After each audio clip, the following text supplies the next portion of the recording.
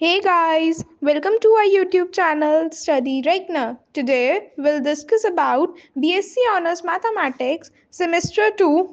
Here is the syllabus.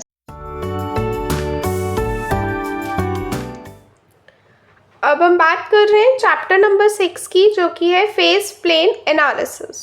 ठीक है, तो सबसे पहले हम ये चीज़ समझते हैं कि जो वर्ड है फेस प्लेन, ये क्या है। So for the pairs of coupled first order differential equation, it can be useful to use the chain rule to eliminate time and reduce the pair of equation to a single first order differential equation. Graph of all solution to this single equation is called phase plane. कि हम इन सारी ये जो हमारे पास first order की differential equation है, इनके जो भी सोल्यूशंस है उसका अगर हम एक सिंगल ग्राफ बना दें तो वो मेरे पास क्या हो जाएगा, फेस प्लेन। यहाँ पे मैंने बना रखा है कुछ इस तरह से, आपका जो है डायग्राम दिखता है। ठीक है, consider a couple of first order linear differential equation. मान लेते हैं कि dx upon dt equals to y और dy by dt minus x है। इसके अगर आप इक्विलिब्रियम पॉइंट्स निकालो तो क्या आएंगे। तो हमने क्या बोला, हमने एक इक्वेशन बोल दी कि dx बाई dt है मेरे पास y और दूसरी है dy बाई dt जो कि है माइनस एक्स। अब मेरे को इक्विलिब्रियम पॉइंट्स चाहिए, यानी कि मैं डेफिनेटली जो अपना इक्वेशन है उसको ज़ीरो के इक्वेट करूँगी, तभी मुझे मिलेंगे इक्विलिब्रियम पॉइंट्स। तो मैंने जब इक्वेट किया, यहाँ से y ज़ीरो हो गया और यहाँ से x ज़ीरो हो गया, तो मेरे पास जो है 0,0 ही क्या बना, ओनली इक्विलिब्रियम सोल्यूशन बना। ठीक है, अब हम समझ रहे हैं trajectories in phase plane diagram को।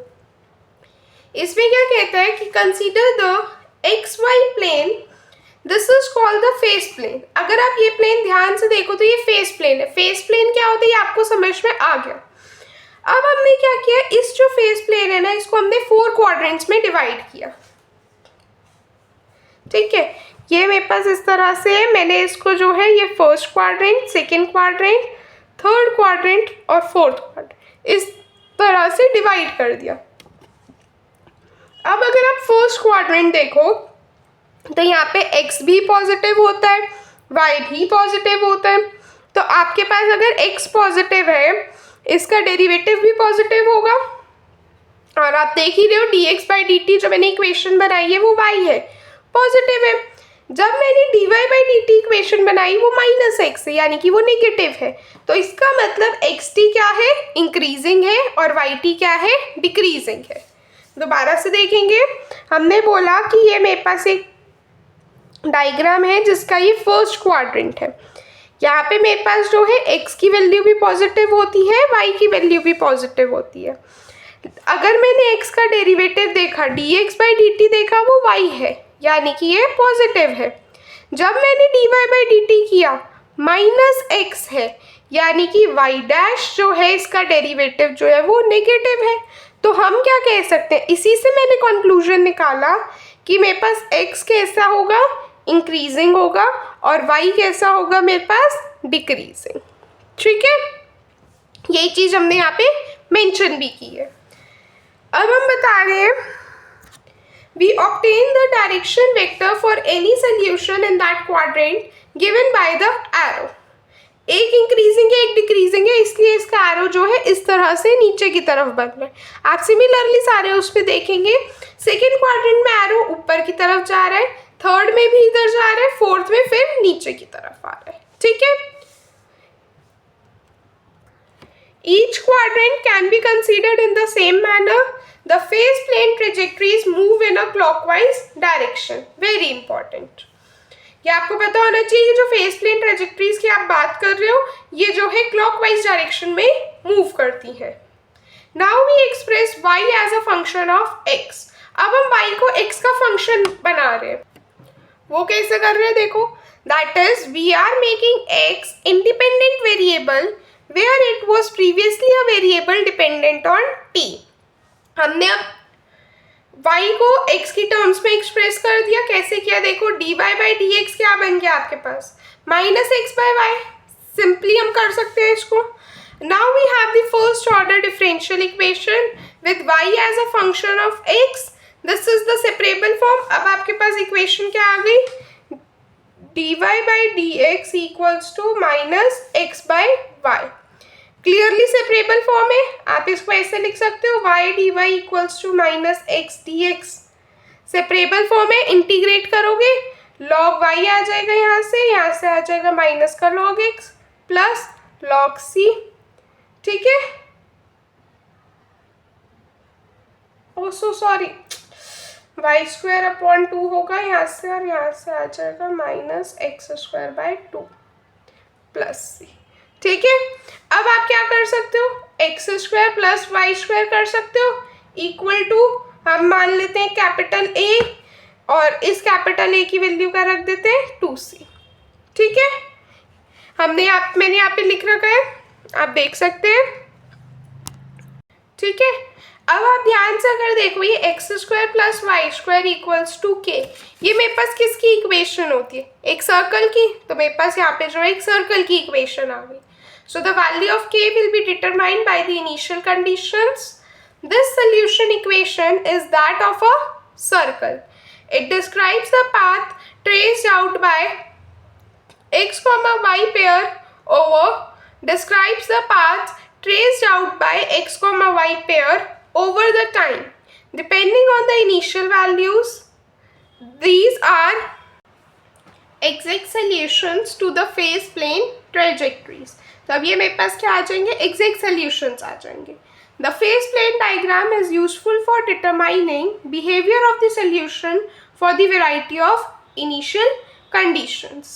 ठीक है, ये हमने बिल्कुल बेसिक की बात की कि एक्चुअली फेस प्लेन होता क्या है, उसकी हम कैसे एक इक्वेशन की बात कर रहे हैं। अब हम बात कर रहे हैं phase plane analysis of the epidemic model की। अभी तक हमने सीखा फेस प्लेन क्या होता है और उसकी हमने इक्वेशन जानी। अब हम बात कर रहे हैं phase plane analysis of epidemic model. Epidemic model है तो अब हमें समझ में आ गया होगा कि इसके अंदर हम एक ससेप्टेबल्स की बात करेंगे और इन्फेक्टिव्स की। तो देख लेते हैं, यहाँ पे लिखा हुआ है assume the population n was divided into susceptibles st, infectives it and removals क्या है n minus s minus i, मतलब जो टोटल पॉपुलेशन है उसमें से हमने susceptibles हटा दिया और infectives हटा दिए। Also assume the disease to confer lifelong immunity and neglect to include the births and deaths। तो अब हमारे पास देखो डिफरेंशियल इक्वेशन क्या आई, एक डिफरेंशियल इक्वेशन हमने बनाई ds by d t is equals to minus beta s i, और एक डिफरेंशियल इक्वेशन हमारे पास जो इन्फेक्टिव्स की बनी वो क्या बन गई, बीटा एस आई माइनस गामा आई। ठीक है, अब सबको पता है यहाँ पे बीटा क्या होता है, ट्रांसमिशन कोफिशिएंट, ये हो गया मेरे पास ट्रांसमिशन कोफिशिएंट, और गामा मेरे पास क्या हो गया, रिमूवल रेट। ठीक है, यहाँ पे मैंने मेंशन भी कर रखा है, आप देख सकते हैं। ठीक है, अब हमारे को यहाँ पे जो है हम चेन रूल को यूज कर रहे हैं ताकि हम आई को निकाल लें किसकी टर्म्स में, एस की टर्म्स में। Given that initial number of susceptibles is s naught and contagious infectives is I naught. ठीक है, तो हम जो है बेसिकली यहाँ पे चेन रूल लगा रहे हैं। इस चेन रूल से क्या होगा, आई को हम एस की टर्म्स में निकाल रहे हैं, आई को हम एस की टर्म्स में निकाल रहे हैं। वो कह रहे हैं इनिशियल नंबर ऑफ ससेप्टेबल्स जो है एस नॉट है, और इनिशियल नंबर ऑफ इन्फेक्टिव्स जो है वो क्या है, एन आई नॉट। तो चेन रूल यूज करेंगे तो हमारे पास सिंपली क्या आ जाएगा, D i by d S. इसको हम कैसे लिख सकते हैं, इसका मतलब क्या है, D i by d T upon D s by d T, और इनकी वैल्यूज क्या है, बीटा एस आई माइनस गामा आई upon beta minus beta s आई। ठीक है, अब हम इसको ऐसे भी लिख सकते हैं, बीटा एस आई अपॉन माइनस बीटा एस आई माइनस गामा आई अपॉन माइनस बीटा एस आई। ये यहाँ से कैंसिल होके -1 बन गया, और ये यहाँ से जो है प्लस गामा बीटा एस आई हो गया, plus gamma upon beta S हो गया। ठीक है, यहाँ पे आप देख सकते हैं मैंने लिखा हुआ है, आप इसको और अच्छे से लिखना चाहें तो आप इस तरह से भी लिख सकते हैं कि d i by d s is equals to gamma upon beta s -1। ठीक है, अब आप ध्यान से देख सकते हैं कि ये किस टाइप की इक्वेशन है, ये एक सेपरेबल फॉर्म बन रही है आपके पास, तो हम मेंशन कर देंगे कि clearly it is a variable separable form. D को हम कैसे लिख सकते हैं, अब ये वेरिएबल सेपरेबल होगी, इसको अब हम सॉल्व कर रहे हैं। देखो हम कैसे लिख सकते हैं, d i is equals to -1 plus gamma upon beta s d s हो गया। इंटीग्रेट कर दो दोनों तरफ तो इधर आ जाएगा आई, इधर आ जाएगा -s plus gamma upon beta log S plus के हो गया। ठीक है, यहाँ पे हमने एस की टर्म्स में इंटीग्रेट किया, यहाँ पे आई की टर्म्स में। ठीक है, इंटीग्रेट करने के बाद अब हमें यहाँ पे क्योंकि गिवन ही है कि इनिशियल नंबर ऑफ ससेप्टेबल्स S0 है और कॉन्टेजियस इन्फेक्टिव्स I0 है, तो हम यही कंडीशन को लेके चलेंगे। हम लिख सकते हैं IS0 is equals to I0। अब हम यहाँ पे के को कांस्टेंट रख रहे हैं। अब यहाँ पे हम जो है I की वैल्यू डालेंगे और S की वैल्यू डालेंगे। ठीक है, तो मेरे पास ये सिंपली आ जाएगा I0 plus S0 minus gamma upon beta log S0। ठीक है, ये मेरे पास जो है फाइनली एक सोल्यूशन आ गया। अब अगर मुझे इसी के इक्विलिब्रियम पॉइंट्स निकालने हों, यहाँ पे मैंने निकाल रखे हैं।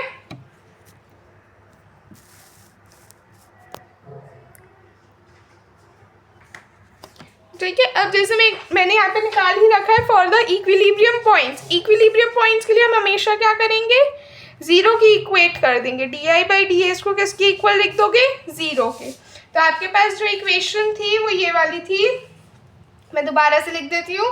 ये आ जाएगा -1 plus gamma upon beta S. ये मेरे पास को इसकी इक्वेशन थी D i by d S की। अब ये वाली इक्वेशन को जीरो के इक्वेट करोगे तो आपके पास क्या आ जाएगा, -1 +1 हो जाएगा और equals to gamma upon beta S.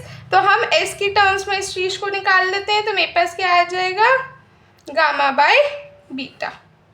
ठीक है, यहाँ पे मैंने मेंशन कर रखा है, आप देख सकते हैं। और इसका जो है ग्राफ इस तरह से दिखता है। ठीक है, अब आप क्या देख सकते हैं कि d s by d t मेरे पास क्या है, माइनस बीटा एस आई। तो we see that for s positive and i positive d s by d t क्या होगा, हमेशा नेगेटिव ही होगा। आप देख सकते हैं ये मेरे पास इक्विलिब्रियम पॉइंट आ गया गामा बाय बीटा। यहाँ से मेरा जो है इनिशियल कंडीशन शुरू हुई। अब क्योंकि मेरे पास d s by d t जो था नेगेटिव था, तो इसका मतलब अगर मैं एस और आई दोनों पॉजिटिव रखूंगी, for every positive s and आई हम क्या कह सकते हैं कि d s by d T हमेशा क्या होगा, नेगेटिव होगा। इसका मतलब क्या है कि एस टी हमेशा डिक्रीज करेगा।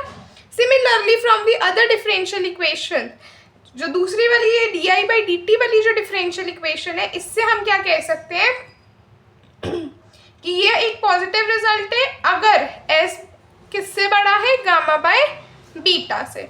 और नेगेटिव कब हो जाएगा, जब एस छोटा हो जाएगा गामा अपॉन बीटा से। ठीक है, ये मेरे पास एक the phase plane for positive s and i is therefore divided into 2 regions. अब आप ये वाला डायग्राम देखो अगर ध्यान से, इस डायग्राम में हमने क्या किया हुआ है, हमने फेस प्लेन को जो है ना 2 रीजन्स में डिवाइड किया हुआ है। एक रीजन है जिसमें इंक्रीज हो रहा है, एक रीजन है जिसमें डिक्रीज हो रहा है। ये डायग्राम एक्चुअली कहना क्या चाहते हैं कि ये आपके पास जो है एक इक्विलिब्रियम पॉइंट है जो कि गामा बाय बीटा है। अब एस की वैल्यू पे डिपेंड करेगा कि ये इसको इंक्रीज करना है कि डिक्रीज करना है। हमने यहाँ पे मेंशन किया हुआ है कि एस अगर बड़ा है गामा बाय बीटा से, अब हमने यहाँ पे मेंशन ही किया हुआ है कि एस बड़ा होगा गामा बाय बीटा से तो पॉजिटिव होगा और नेगेटिव हो जाएगा अगर छोटा है। तो अगर बड़ा है तो इधर और छोटा है तो इधर। ठीक है, तो उस अकॉर्डिंगली हम जो अपना फेस प्लेन देखते हैं। तो ये किस चीज का डायग्राम है, diagram showing the directions of trajectories in the phase plane for the epidemic model. ठीक है, अब हम बात कर रहे हैं analysis of predator prey model की। So the Lotka Volterra predator prey equations क्या होती है हमारे पास, ये बहुत सिंपल सी इक्वेशंस होती है, हमें पता ही है। एक होती है d x by d t जो हम प्रे के लिए बोलते हैं, और d y by d t हम प्रेडेटर के लिए बोलते हैं। तो इसकी इक्वेशन क्या होती है d x by d T की, β1 x माइनस c1 xy, और dy बाई डी टी की equation, dy by d T की क्या इक्वेशन आ जाती है मेरे पास, -α2y प्लस c2 xy। ठीक है, यहाँ पे मैंने मेंशन कर रखी है। अब यहाँ पे जो हमें ये इक्वेशन बोल रहे हैं, इस इक्वेशन के अंदर जो x है वो मेरा क्या डिनोट कर रहा है, प्रे पॉपुलेशन, y क्या डिनोट कर रहा है? Predator population. Positive constant parameters जो है C1 C2 है एज द इंटरैक्शन पैरामीटर्स। तो C1 C2 मेरे पास कांस्टेंट पैरामीटर्स हो गए और β1 जो है वो pray per capita birth rate हो गया और α2 जो है predator per capita death rate हो गया। ठीक है, तो ये सारी चीज़ें जब आप एक इक्वेशन लिखते हो तो ये सारी चीज़ें आपको बता देनी चाहिए। अब हम बात कर रहे हैं कि इक्विलिब्रियम सोल्यूशन अगर मुझे निकालना हो इन्हीं डिफरेंशियल इक्वेशंस का। इक्विलिब्रियम सोल्यूशन सुनते ही हमें समझ में आ जाना चाहिए हमारा एक ही काम होता है कि हम इक्वेशंस को जीरो के इक्वेट कर दे, तब हमें क्या मिल जाते हैं? Equilibrium points. तो वही काम हम जो है यहाँ पे कर रहे हैं। तो अगर मैं पहली वाली इक्वेशन को जीरो के इक्वेट करूँ, मुझे क्या मिलेगा? β1x minus C1xy। इसको मैंने जीरो के इक्वेट कर दिया, तो यहाँ से जो है मेरे पास β1 माइनस C1y को मैं कॉमन ले सकती हूँ और x कॉमन ले सकती हूँ, अंदर ये आ जाएगा। तो मेरे पास यहाँ से x की वैल्यू एक तो ज़ीरो आ गई और एक आ गया β1 माइनस C1y, ये ज़ीरो हो गया। ठीक है, मेरे पास ये आ गया। अब मैं यहाँ से y की वैल्यू निकाल सकती हूँ जो कि आ जाएगा मेरे पास β1 अपॉन C1। तो x0 β1 C1 जो है y की वैल्यू आ गई। अब मैंने यहीं पे ऐसे dy/dt के लिए किया तो ये आ गया minus α2y plus C2xy equals to 0। y common ले सकते हैं, ये आ जाएगा minus α2 plus C2x equals to 0। y 0 हो गया, यहाँ से क्या आ गया? α2 प्लस C2x इक्वल्स टू 0। तो हम सिंपली x की वैल्यू निकाल सकते हैं α2 अपॉन C2। तो जब y 0 हुआ तो x की वैल्यू ये आ गई, जब x 0 हुआ तो y की वैल्यू ये आ गई। तो अब अगर आप देखो तो मेरे पास एक सोल्यूशन आ जाएगा 0,0 और एक सोल्यूशन आ जाएगा α2 अपॉन C2 β1 अपॉन C1। ठीक है, मेरे पास अब ये दोनों क्या आ गए? इक्विलिब्रियम सोल्यूशंस आ गए। अब हम बात कर रहे हैं डायरेक्शन ऑफ ट्रेजेक्टरीज की। तो इस डायरेक्शन ऑफ ट्रेजेक्टरीज में क्या होता है कि हम जो है यहाँ पे मैंने लिखा हुआ है कि we can rewrite the differential equation in the factored form. यहाँ पे आप ये ग्राफ देख सकते हो। अभी हम इस ग्राफ को समझेंगे कि ये ग्राफ कह क्या रहा है।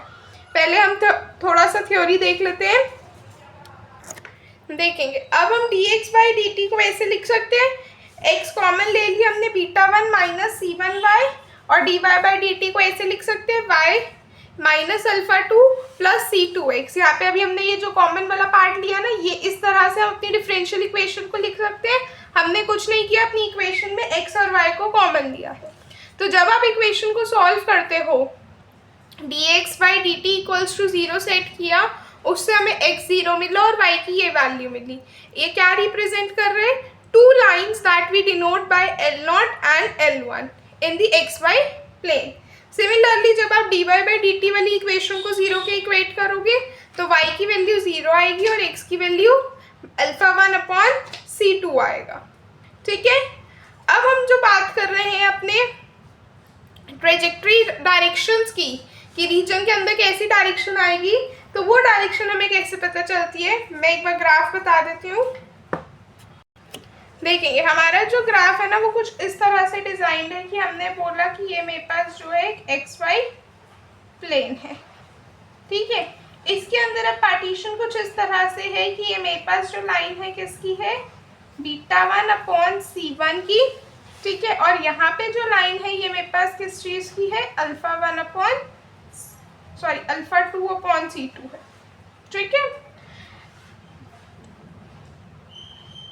यहाँ पे करेक्ट कर दीजिएगा, ये α2 अपॉन C2 है। ठीक है, ठीक है, ये मेरे पास दो लाइंस आ गई।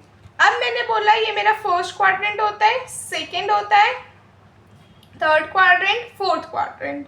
ठीक है, अब ये वाली जो लाइन है इसको मैंने L1 से डिनोट किया और जो ये वाली लाइन है ये मेरी L2 हो गई। ठीक है, जो ये वाली लाइन होगी इसको मैंने L0 से डिनोट किया। अब इस रीजन के अंदर अगर आप देखो, मान लेते हैं कि मेरा फर्स्ट क्वाड्रेंट जो है ये वाला रीजन, यहाँ पे मेरे पास x की वैल्यू बड़ी होगी α2 अपॉन C2 से और y की वैल्यू भी बड़ी होगी β1 अपॉन C1 से। यहाँ पे दोनों पॉजिटिव होंगे, इसका मतलब इसका डेरिवेटिव, लेकिन इसका जो डेरिवेटिव है वो 0 से छोटा होगा और इसका डेरिवेटिव से y का डेरिवेटिव जो है 0 से बड़ा होगा, तो इसका मतलब ये डिक्रीजिंग हो गया और ये इंक्रीजिंग। तो मेरी लाइन किस तरह से जाएगी, इस तरह से, ठीक है। ऐसे ही हम सेकेंड रीजन पे आएंगे। सेकेंड रीजन पे जो है x पॉजिटिव होगा, सॉरी x नेगेटिव होगा और y जो है वो पॉजिटिव होगा। तो इसका जो डेरिवेटिव होगा x का वो क्या होगा, छोटा होगा 0 से, और y का जो डेरिवेटिव है वो भी छोटा होगा। तो इस रीजन में जो है दोनों ही लेस देन 0 है, तो इसका जो है वो इस तरह से नीचे की तरफ जाएगा, ठीक है। ऐसे ही जब हम थर्ड क्वाड्रेंट में आएंगे तो उसका ग्राफ ये बनेगा और फोर्थ क्वाड्रेंट में फिर से ऊपर चला जाएगा, ठीक है। जैसे मैंने आपको पहले और दूसरे रीजन के लिए बताया, ऐसे ही आप सेकंड और थर्ड और फोर्थ रीजन के लिए कंक्लूड कर सकते हैं, ठीक है। तो ये बहुत सिंपल सा था। हमें बस यहाँ पे जो है ये इक्वेशन के सोल्यूशन याद रखनी है। हमें लोड का वोल्टेरा मॉडल पता होना चाहिए। आई होप आपको आज का लेक्चर पसंद आया होगा। स्टिल कोई डाउट है आप कमेंट सेक्शन में पूछ सकते हैं। नेक्स्ट टॉपिक के लिए बने रहें। तब तक